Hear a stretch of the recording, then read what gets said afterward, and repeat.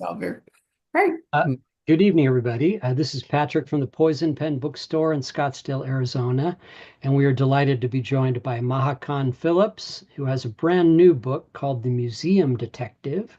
And she's really, it's almost 1 o'clock in London where she is. So we really appreciate you, Maha, talking with us this evening. And let's see, what can I say? If you have questions during the interview for Maha, go ahead and type them in, and Barbara will bring me on screen towards the end of the hour. I'd be happy to ask any of your questions. I think that's it. Over to you, Barbara.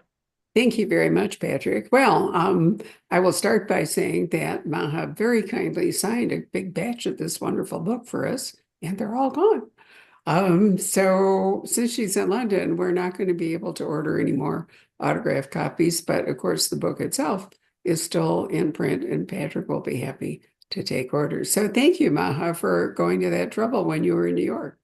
Oh my God, it's such a pleasure and a privilege to be talking to you, and thank you so much. I'm just on cloud nine to be here, so Well, thank you. it's our play. I've discovered she's an Outlander fan, so we bonded early because I mean, after all, who isn't an Outlander fan? At least anybody shopping at the Poison Pen. So right. So I've always been fascinated with archaeology, and of course, most of what we know in the ancient world, in at least in the crime fiction world, is about Egypt. I mean, that's where, there's more knowledge, that's where there are more resources. I've been there 3 times, I've been to see it all. And there's kind of a resurgence of it right now. Fiona Davis wrote a wonderful book called The Stolen Queen. And, you know, I think oftentimes we forget that there was a very active civilization in Mesopotamia and the Tigris-Euphrates Valley, and a really vibrant one in Persian culture.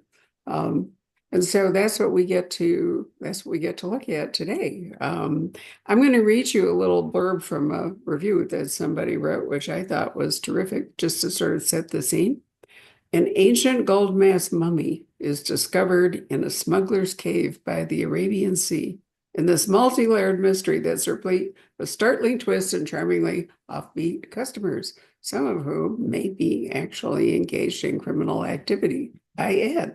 Set in the port city of Karachi, Pakistan, Khan Phillips' novel delves into the world of antiquities, smuggling, corrupt police wallahs, and the mystery of a missing teenager. So I think that the mummy is just such a great way to start this. But we then evolve into sort of other lines. So what interested you in creating this marvelous mummy and discovery? Well, I should start by saying I was inspired by a true story. So in the year 2000, police in Karachi arrested two men for attempting to sell an ancient Persian mummy for $11 million. And the men claimed that they had found the body of one of King Xerxes' his daughters, and King Xerxes was one of Persia's greatest rulers. And they were trying to sell her. And then this kind of international furor started. So everybody started fighting over this body because, as far as the world knew, Persia didn't have mummies. So this discovery would have rewritten history if it was true. And the Taliban got involved, and the Taliban said, this mummy was stolen from our land.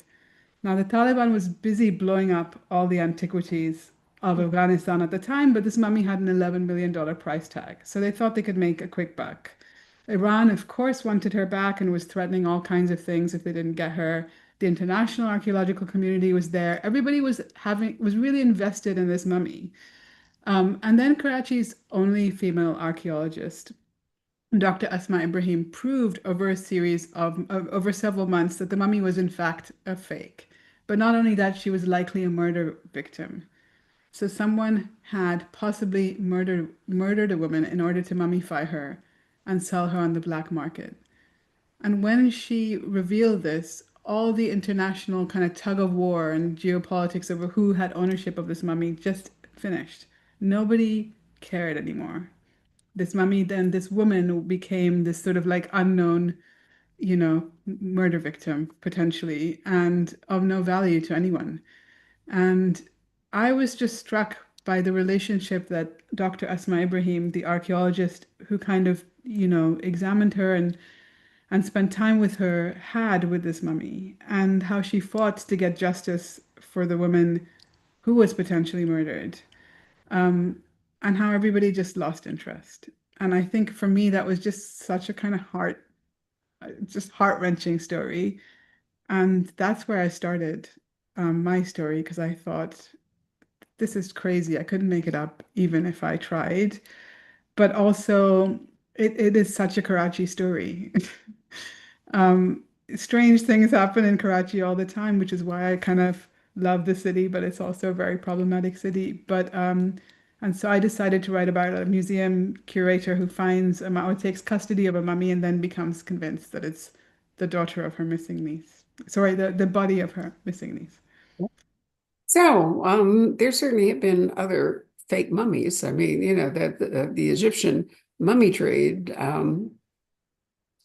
has a lot of fraud, a lot of theft in it. I've actually climbed inside one of the smaller Egyptian pyramids, but it had been, it's out by Saqqara, but Great place. it's been totally picked clean. And it was sort of hard to imagine, like when Howard Carter opened up King, what do you see? Wondrous things.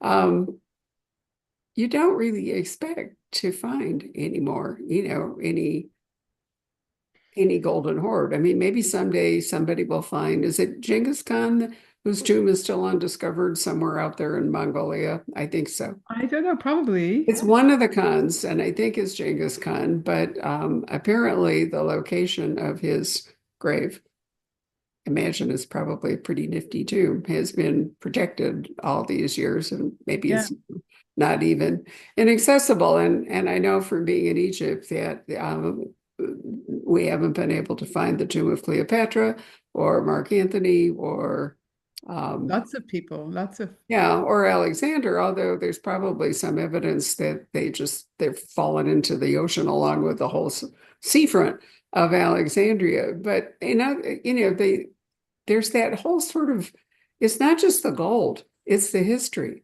I yeah. think, and the idea that this is something speaking to us from an older civilization. But there was once a terrific series set in ancient Egypt, and the first book was about, it was called Murder in the Place of Anubis.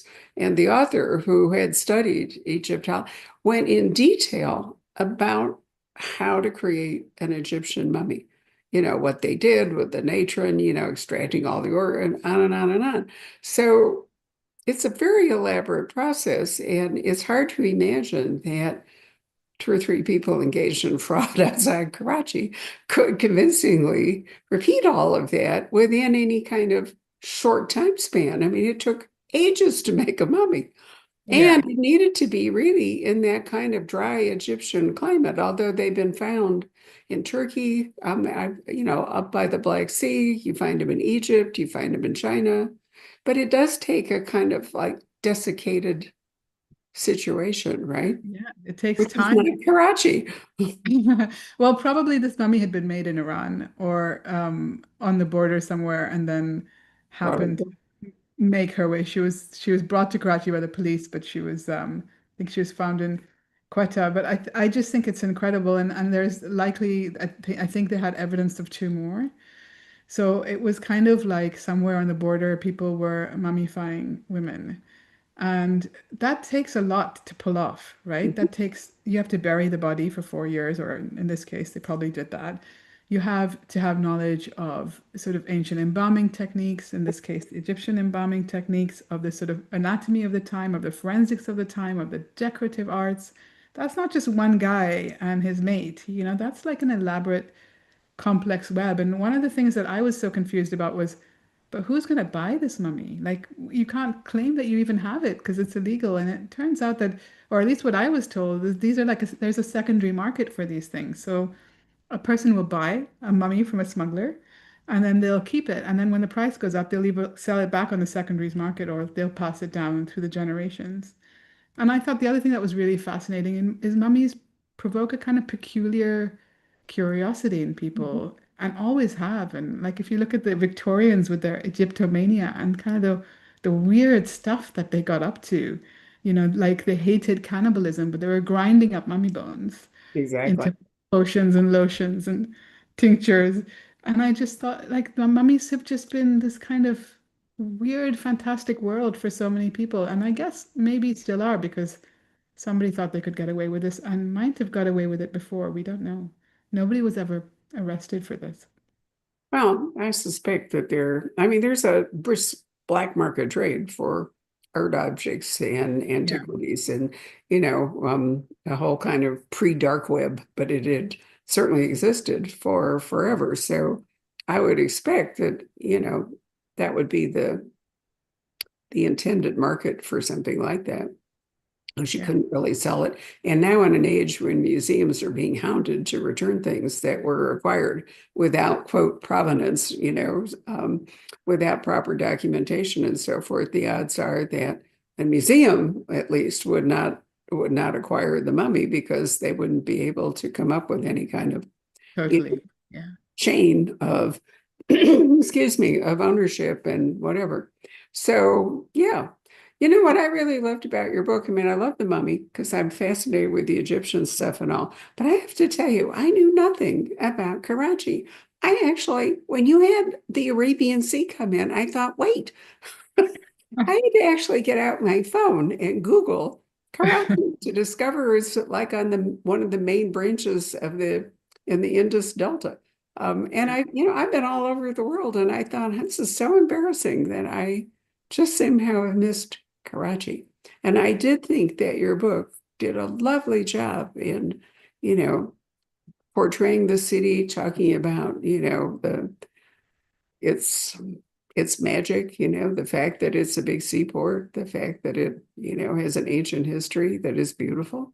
Um, I can see why that would fascinate you. Do you think then the attention that Verghese's novel, which I'm blanking out at the moment for the title, but as you know, it's about Goa, uh, Oh, yeah. Yeah. that really interested people in um, kind of part of India that maybe people hadn't thought about. But I feel sure that in part your book um, about Karachi and Pakistan, of which there is so little, certainly in the crime community, would be a real interest for people. I mean, I love the city. Obviously, I grew up in the city, so I have a special attachment to the city, and I spend about a few months of the year there, and my family is there. So it's a really important city to me. But I also think we get such bad press. We're the city of terrorism and the city of that nobody can access. And I mean, I understand that there's some reason for the bad press in the past, but we were also an incredibly remarkable, resilient, dynamic, innovative city of really interesting characters. You're never bored, or at least I'm never bored in Karachi. Like, there's just stuff going on all the time, and some of it is absolutely bonkers, but it's just fun and alive in a way that no other city has been that I've had the privilege to live in. So I'm obviously very biased. But I just wanted I feel for me, Karachi's another character in the book. Oh, I just, absolutely. In fact, to me, it was almost the main character in the book. And I did notice that the mummy is discovered in Balochistan, which is, yeah. so not directly and that, lends some verisimilitude to the idea if the Achaemenid dynasty, the capital was Persepolis, then, the mummy needed to be discovered somewhere near there and not in Karachi. Yeah, exactly. Yeah. And also, I mean, the fun of that was I've never actually been able to go to that part of the country because some of the bad press around Balochistan is fair. So it was fun for me to write about it. Like, I want to go and see the mud volcanoes of Balochistan. I think it's opening up now in a very different way, and people are going to the national parks and spending more time there. So it was also a lovely journey for me to be able to write about places that were so close to where I grew up, but I hadn't been. So it was Well, really, yeah, I can imagine that. When I was a child growing up in Chicago, we had this beautiful temple made by the Baha'i, which is, I don't know if you know who they yeah, are. Yeah. yeah. All right. So, I mean, gorgeous, white, lacy stone sitting on Lake Michigan, all the rest of it. I drove past it on a frequent basis for however many years it was. I went to Stanford. I came back to graduate school at Northwestern. I still have never been in the temple. And, it just explains how there can be these wondrous things around us. And somehow we often just never penetrate them for whatever reason or take advantage of them. And that's always been kind of a symbol to me of what was I thinking, that I didn't go there when I had an opportunity to do it easily. Well, that's the beauty of books, right? We're Mhm. transported to ancient Egypt or wherever, Saqqara or wherever. That's the wonder of books that Well, it is the wonder of books, although I actually like just going there. but you could go there. You One thing, probably can't really easily answer this question, but I did an event Sunday with somebody who had set their book in India, and as you point out, Pakistan tends to be the bad guy. Was actually the Chinese in the book, but nonetheless, with the terrorists and all. And I often wonder, if India hadn't been partitioned, whether people wouldn't live together reasonably amicably. And I think about that because I've been to Spain, been to the Alhambra, and under the Moors, when everybody got along, there were yeah, Jews, there were Christians, there were more, the whole bit. And once Isabella and Ferdinand came along and said, no, no, no, it's going to be all Catholic, whatever, then people started fighting with each other. And I wonder, I've often wondered if the British didn't make it, or maybe I don't know who it was that made the mistake of partitioning India and driving people into enclosures, which inevitably make them kind of inherently enemies, was a terrible thing. it was a terrible thing, and it's got worse over time. And it depends who you talk to. I mean, the British made a mess of the region. Mm. They literally walked in and were incredibly incompetent towards the end, and they just made a mess. But it's interesting if I ask my grandparents' generation, and my grandmother was alive until just a few months ago, they're 100% con just convinced that the idea of Pakistan was necessary, that there was no home for them as Muslims. But of course, India has a very large Muslim population. Right now, there's all this political tension between Pakistan and India. I don't ever see a world where um, we are ever one country again. But I hope that we reach a point where there's closer ties because we are effectively, you know, I wouldn't say we're exactly the same, but we are cousins, if not siblings.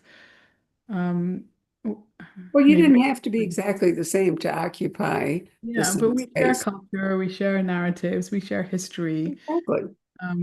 And it is a shame that things are the way they are.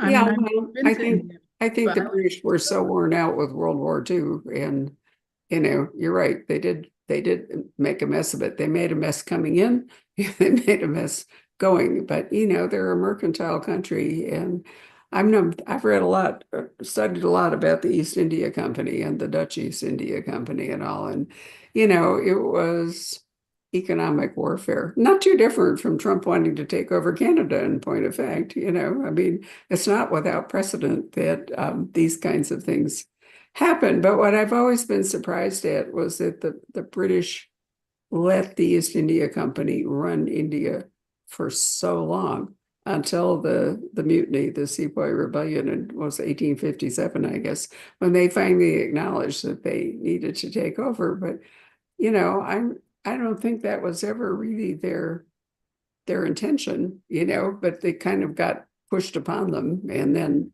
it was glamorous to have Victoria be the empress and all the rest of it. But, you know, I don't know. There's much discussion we could have about colonialism. We could talk about the Persians who were Yeah, certainly, or the Egyptians who we're were, going down a rabbit hole of or yeah, the Romans or whoever you yeah, want.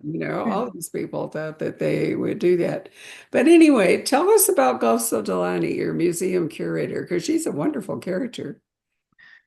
She's who I wished that I was, or who I wish that I was. So she's like, she's a bit of a badass, and I love that about her.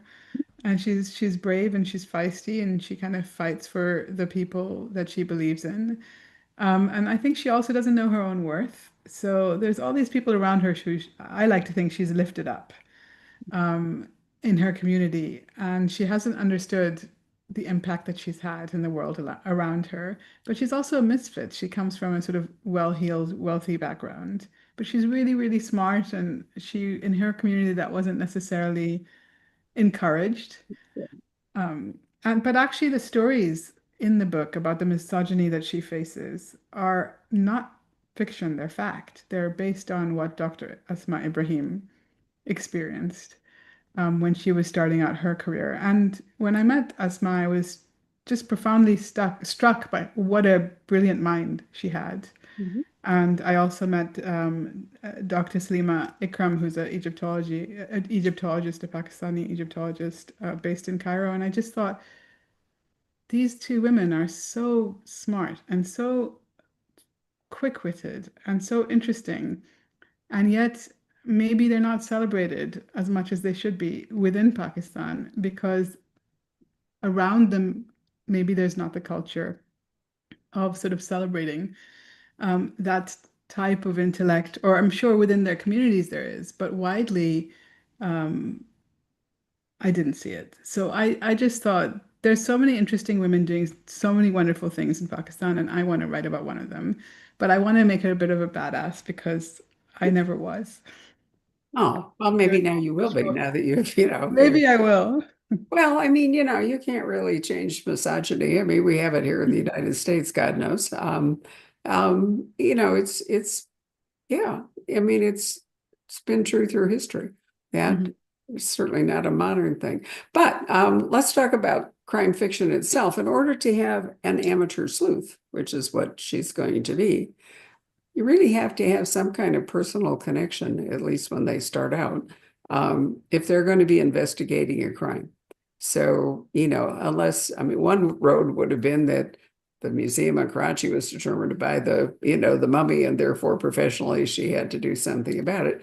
But instead, you took a different path and did give her a very personal connection to the mummy. So tell us about that. Well, it just, I mean, I can't even take credit for that because I was having crab curry with a friend of mine.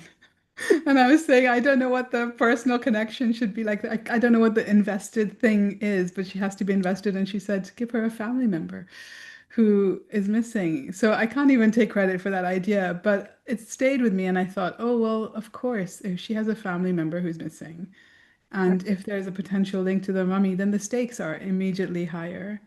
And it also allowed me to explore that family relationship and her dynamics with her brother and sister-in-law and this niece who she really loves. Mhm. So in the end, it was a wonderful thing. And in fact, I started the book with the last two sentences. So I Did didn't you? know what the book was going to be, but I knew the last two sentences, and and that was I knew where I was going to end up. So this was not your first rodeo writing. No, no, but it was my first crime novel. No, I did know that, but tell us a little bit about, I mean, you couldn't, well, you could, but it's rare to write a book this wonderful and this well structured with great pace and language and all for a first time out. There are people who do it, but writing is a craft that I think people learn, at least in part, by doing. So Yeah. where did you start out as an author? So my first book was a satire about the media and how it portrayed Pakistan and Islam, and it was a very much a post 9/11 book. And it kind of came from a conversation. So my husband is half English, half French, and his French family was saying, we don't understand what is happening in Pakistan. We don't understand why women cover their heads and the oppression of women. And I kind of was trying to say it's a complicated place, but there's a lot happening and there's a lot of tropes around who women are in the country. And so I wrote this sort of satire and I really enjoyed it. But I've always read thrillers and crime. It wasn't sort of my natural space to be. Then I wrote a children's book just because I had two nephews that were born and I wanted to write something for them. But it was more of a kind of Enid Blyton type adventure story. Okay. And then my third book was a thriller, and it was set in Mohenjo-daro, which is, again, I really just wanted to showcase, and I think it's always been, I'm not an archaeologist, I'm not a historian, but I've always been in love with both. And I remember going to Mohenjo-daro, which is an ancient Indus Valley civilization, on a school field trip when I was like 11 years old. And I remember just standing there and kind of taking in this place and thinking, this is unbelievable. I mean, this was a civilization where people had indoor plumbing from 2500 BC, and they had heated water and things were clean, and they were efficient, and there were no armies. It was all egalitarian. And I thought, how have I never been here, and how do I not know about this? And then over the years, I realized nobody knows. Nobody outside of the region really had, well, most of the people in my life, anyway, I should say. Obviously, there's a lot of people who engage with ancient civilizations, but again, the press wasn't out there. A lot of people had never even heard of Mohenjo-daro, and I just wanted to showcase my love for that period of history. And I sort of did it through a fantasy thriller. And looking back, I'm sure I could have done a different job, a better job in a different way. But I'm really glad that I wrote that book because I love the place. And it's also, you go there now and there's nobody there. And I was thinking the other day, I went, not the other day, but the end of last year, I went to Pompeii and there were hundreds of people.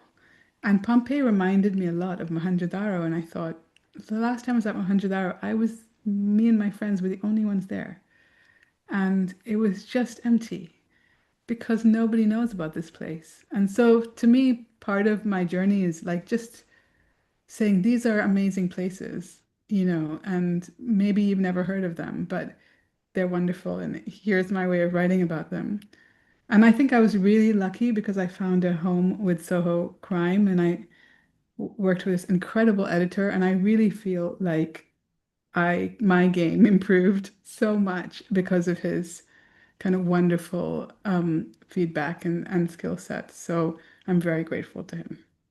Soho originally, when it was quite a lot smaller, their mission was to publish crime fiction set outside the United States. So all of their books were international. And then one day they published an Alaskan author, and I wrote to them and I said, so Alaska, far country.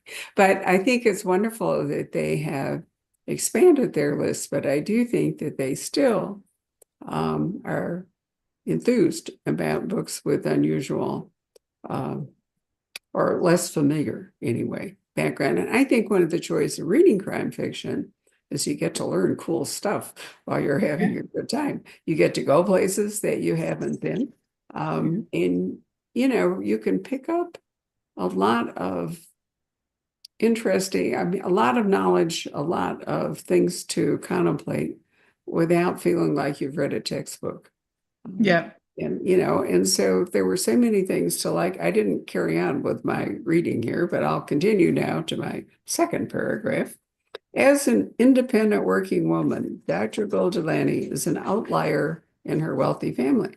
She's an Egyptologist and museum curator at Karachi's Heritage and History Museum. Is that a real place? No, No. I made it up. So, but still, you had to give it some sort of a name, right?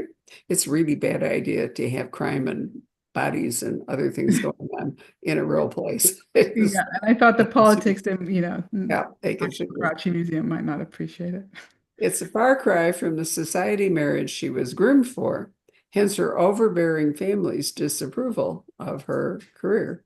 Despite these hostilities, Gull has someone very important in her corner, the resourceful Mrs. Fernandez. I love Mrs. Fernandez. She's great. A museum employee whose eccentric habits sprinkle light comic relief on this intense, multi-layered plot.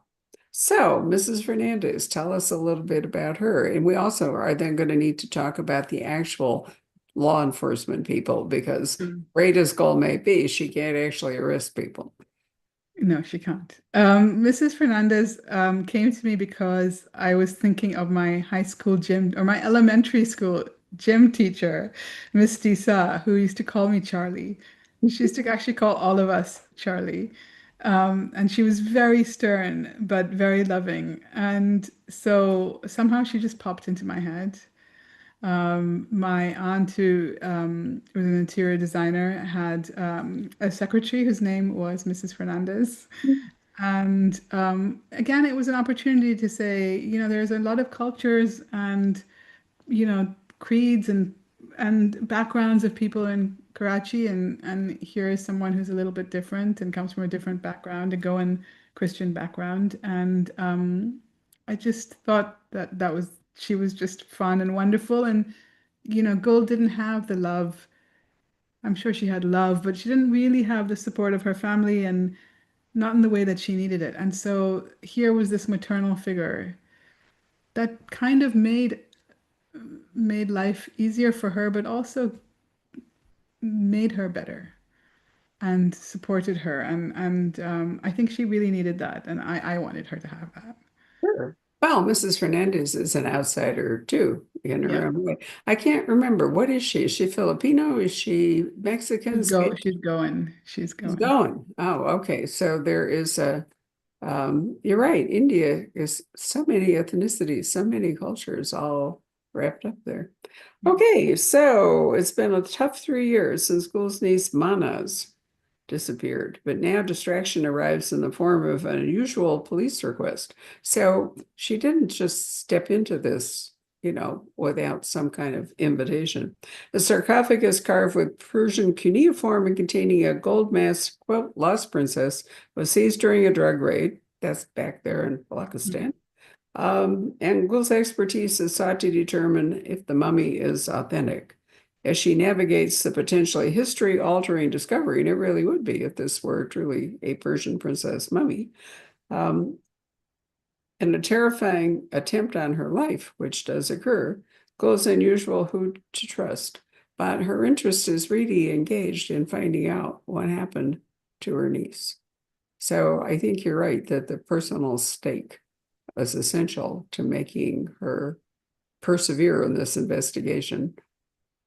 I think the heart of the story is her personal stake and her relationship with this niece that never appears in the book but drives her forward. And yeah, that was really important to me.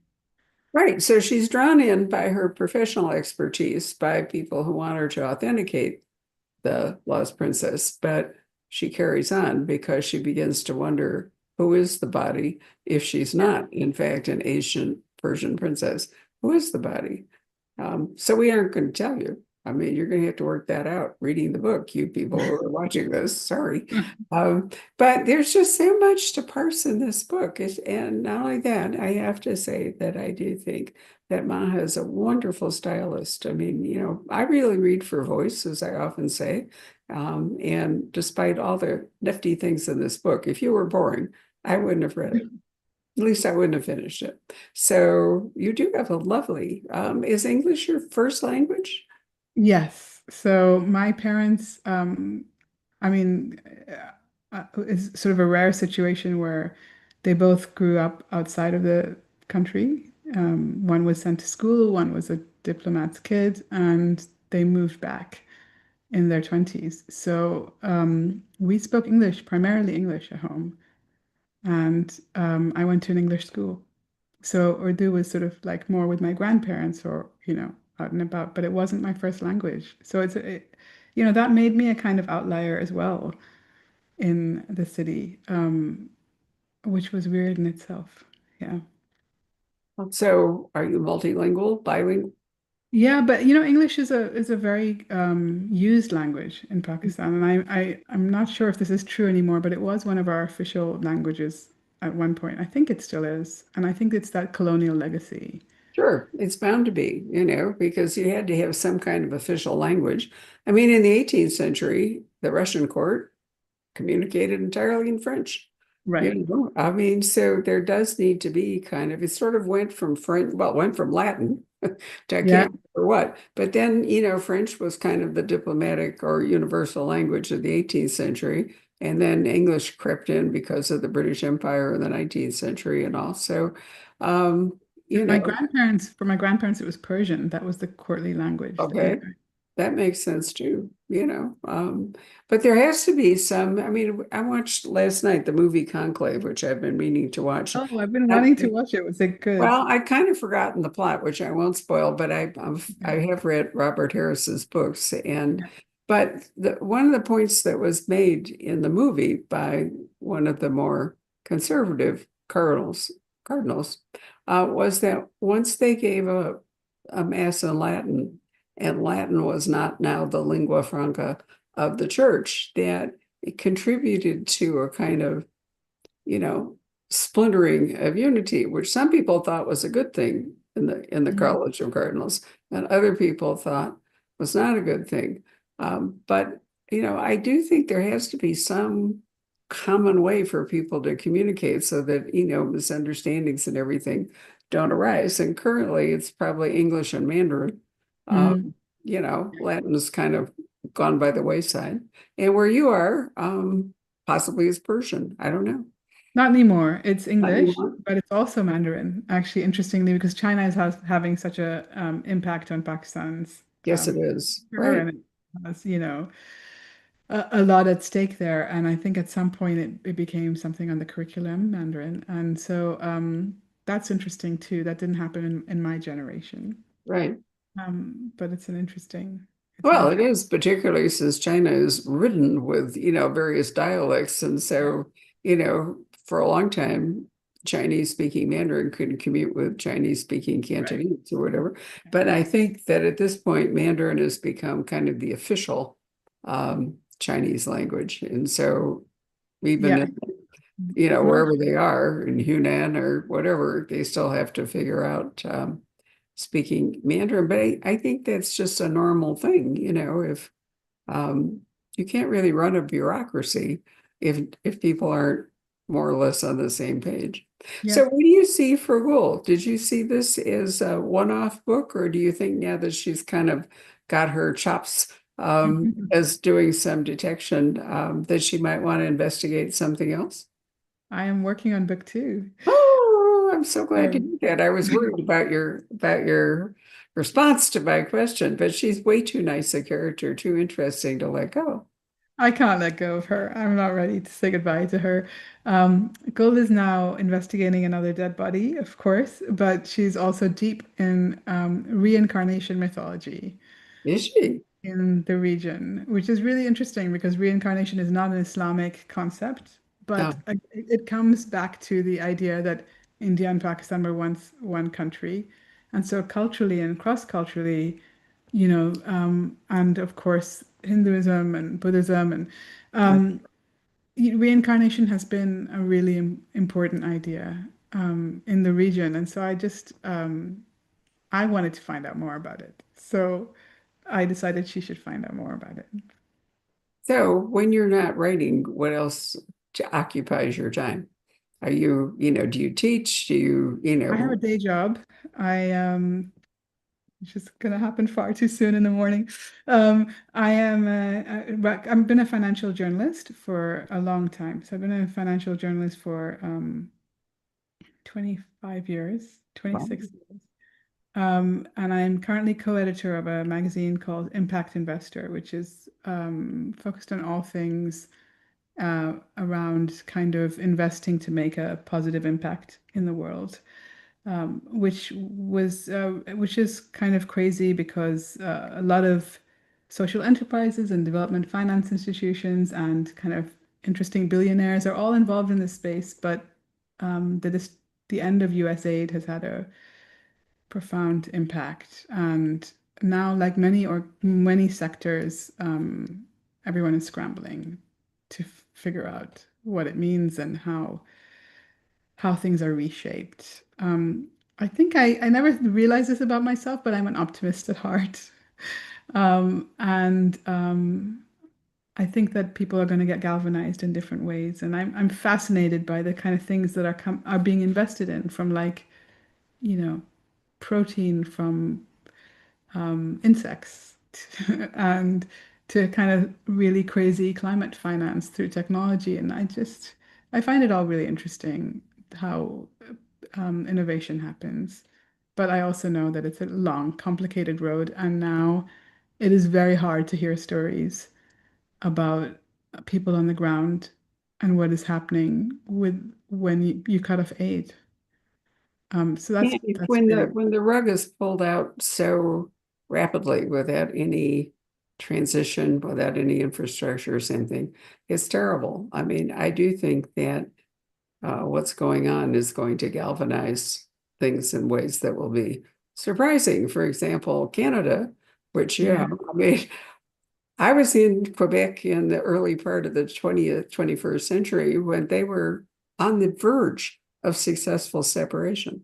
You know, the files. No, I mean, I'm really serious. You know, they were, and yeah, you know, somehow or other, one example of what's going on is that Canada suddenly pulled itself together. yeah, And I think there will be some really interesting developments in the Canadian economy, as mhm, well as in the political sphere and so forth. I think they will be looking for different alliances. They may find themselves much more in demand rather than in the shadow. yeah. I'm an historian by training and I'm old, so I've seen I was born in 1940, so I have seen, much of the world change. And so these things have the people who do them, I don't think anticipate very, very well the consequences of what they're doing. I'm dancing around my subject here, but one of my Canadian friends kindly said to me when she was here, she said, "We don't actually blame you." So, I take comfort in that. And but yeah, it'll really be heartbreaking but heartwarming, I think, in many, many parts of the world to see what they are. But for you as a financial journalist, Lord, what an absolutely astonishing time for you. It is mad. It is mad because nobody knows. Nobody can say. I mean, normally you go and talk to 10 people and you might get 10 different opinions, but you will get an opinion. And now you go out and you talk to 10 people and everybody will say, well, we don't really know what to tell you. And I feel like that's being replicated everywhere. Everyone's on the back foot, and trying to understand the implications of finance and markets, but geopolitics and everything. But I guess coming back to that point and to your point, I think the long arm of history will maybe the optimist in me. I think we will get somewhere interesting. Well, things generally manage to realign and recoalesce. The hard part is to live through it. I often point out to people who are really crazy about Regency romance, which I must admit I am too, because I am. I mainline Georgette Hare and all the rest of it. But I always say to people, it was the 20-year war. It was a war that went on for 20 years and no one knew how it was going to end until the afternoon at Waterloo. Up until that moment. That's so Well, true. anyway, now you would never know that reading Jane Austen or Georgette Yeah. Hare or whatever it all is. But that's a tremendous amount of time to be in a unstable what if kind of a thing, So true. I've never thought about that, but that's so true. well, people don't, and so the hard part is living through it. Yeah. Unfortunately, we've got to do that now. Yep, we do. So it'll be really interesting to see. Well, By the way, there's a lot of Regency romance fans in Karachi or Pakistan. It just lends itself, I think, look at the way our society is structured. People kind of relate.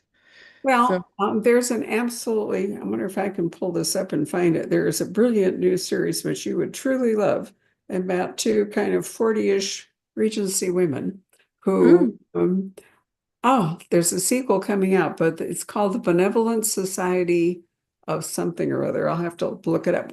My email is just barbara@poisonpen.com. If you will email me, I would love to. I would love to find that. Thank you will really love this because it's got like the best parts of Regency novels, but it's got these, really amazing. I'm trying to remember if they're sisters or for whatever. Anyway, I think the Regency thing has been perverted in many cases into, just sort of genteel pornography. But you. I also think that there's also, because it was a period of such it was also a period of huge change. It's bridging it's in the bridge between the French Revolution and Victoria. I Yeah. mean, a tremendous swing in all of the world. Thank you, Patrick. Patrick looked it up. It's the Benevolent Society of Ill-Mannered Ladies by Ooh. Alison Goodman, Alison Goodwin, Goodwin. It's one of our absolutely best-selling paperbacks. I keep ordering it Wow. in enormous quantities. And now this month, the sequel, or May rather, the sequel's coming out, which oh, sorry, it's Goodman, not Goodwin. Good. Goodman. I love the chat function. Without it, I would constantly go wrong, but Patrick is there to save me every That's time. really exciting because you not only told me about an exciting book to read, but you've also told me there's a sequel, and so I don't have to like wait for that No, I before. know we're very excited. One of my staff, who's actually our science fiction specialist, is so in love with this book that he sells like 10 every Saturday. Just Wow, which that's amazing. which really was our history with Outlander when it came out in paperback. It was actually small when it started, and I had a staff member who was so in love with it that her mission, she worked on Saturdays, is that no one came in and left without a copy I of love that. Outlander in paperback. She sold hundreds of them, maybe thousands for all I know.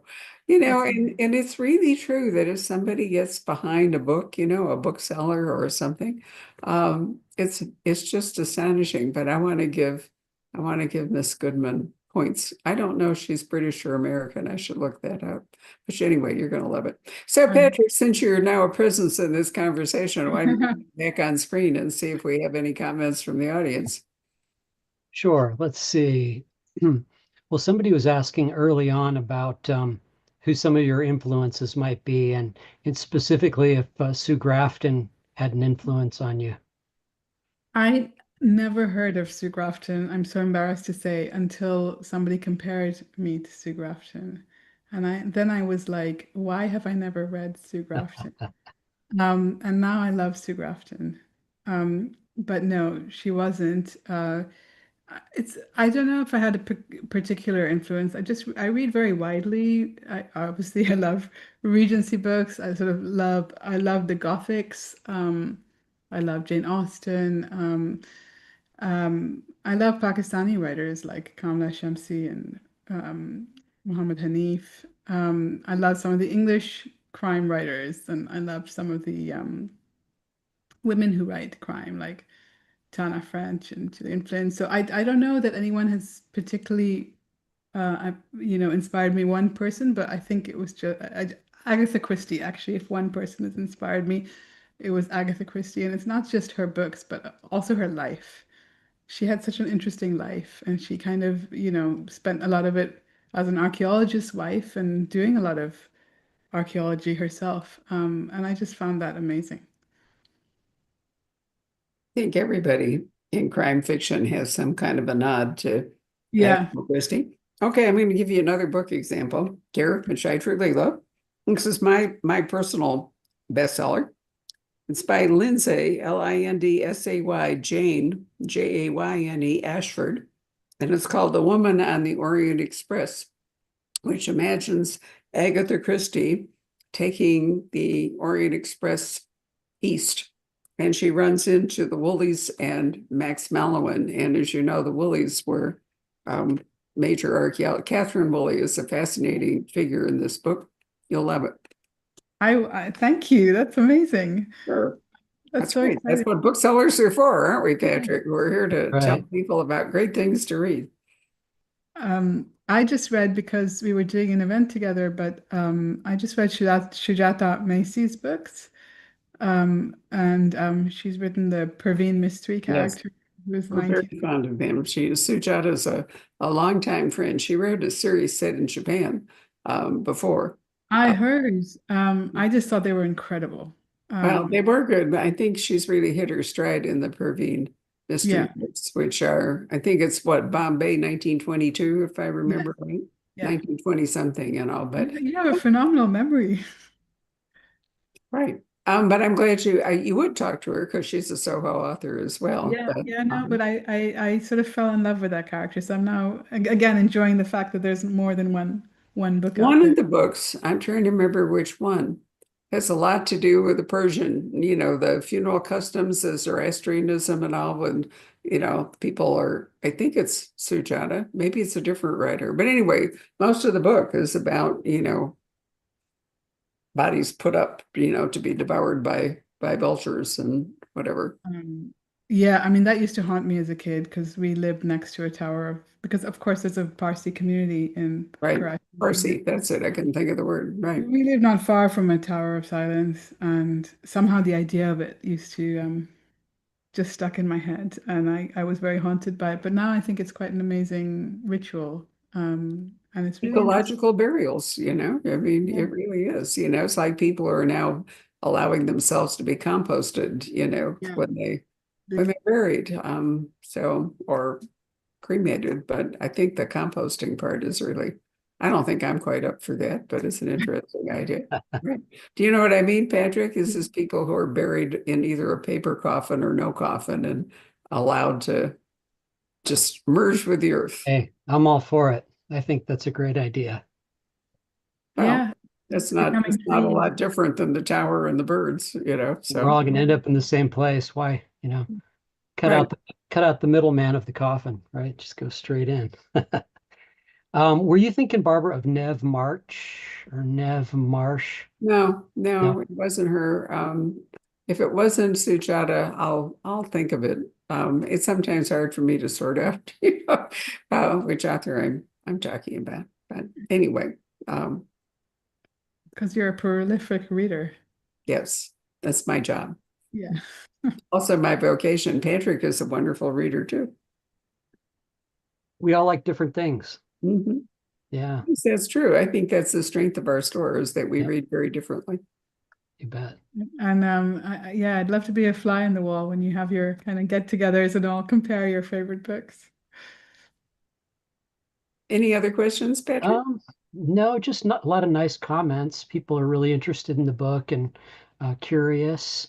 Um, they're really excited about book two, that there is going to be a book two. Oh, me too. I was really worried this was going to be the book. Yeah, Well, there's a question. I wonder if air traffic pilots is still English worldwide. I'm not sure what that means, but I think what they mean is air traffic control conducted in English worldwide. ah, ah, gotcha. Yeah. And I would guess that probably so. I would imagine so, but I'm obviously not an expert. No, I'm not either, but I mean, it's just that there's But it such makes sense. It a makes sense. huge volume of air traffic coming out of, both Heathrow and the United States that is sort of hard to imagine, not to mention Australia, New Zealand, whatever. But I don't know. I'm sure that the pilots also and the people have local. I mean, they're bound to. I don't think the Chinese are conducting their, air travel in English, but maybe they are. Well, Maha's probably turning into a pumpkin here. Yep, It's I think we should let her go. Right. 2 a.m. But it's Um, really been delightful to talk to you, and thank you for this gorgeous book. If those of you who read Fiona Davis or read The Stolen Queen are salivating for something new, then I definitely recommend The Museum Detective. You will truly love it. And we can be excited that there will be a sequel, and maybe Maha will come to see us in person with her next book. if you have me anytime, I will be there in a shot. Thank That you. will be absolutely wonderful. Thank you so much for your time. Thank you again for signing our books, and go to bed. I will do that. Thank you so much, guys. I really Bye. appreciate it.